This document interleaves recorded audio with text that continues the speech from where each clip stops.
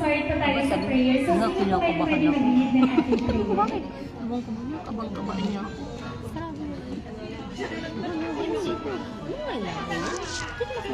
Sige lang, Sheena.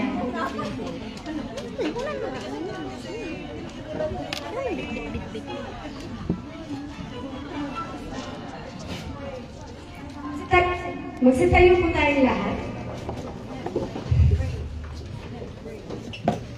Tayo po'y manalangin. Hallelujah. Thank you, Father God, for this day, Lord. Salamat, Panginoon, sa binigay mong oras sa pagkakataon nito, Lord, na nandito kami po ngayon, Panginoon, na nagpapasalamat, Lord, sa lahat ng blessing na binigay mo sa pagkakataon.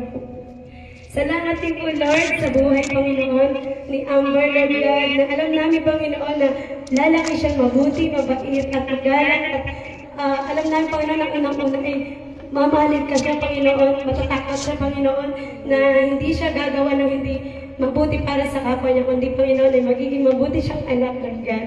Salamat, Lord, na ang oras na ito, Lord, ay pinagkaloob mo sa buhay ni Amber, Lord.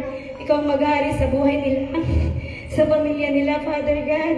Salamat, Lord, na ang mga naririto, Panginoon, ay iniingatan mo sa bawat araw, Father God. Salamat po sa pagtitipon-tipon na ito na dahil kay Amber, Lord, ay ikaw ay aming papurihan at pasalamatan, Lord God.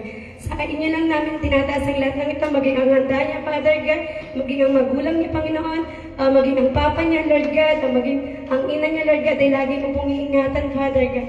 Salamat, Lord God, sa bawat isa na nandito, Lord, na binibigyan mo lagi ng katasan, Father God. Lord, lahat ng ito na papurit pagsamba ay inaala lang po namin sa inyo hanggang sa aming pagbuhay. In Jesus' name, Amen. Okay, so at this moment,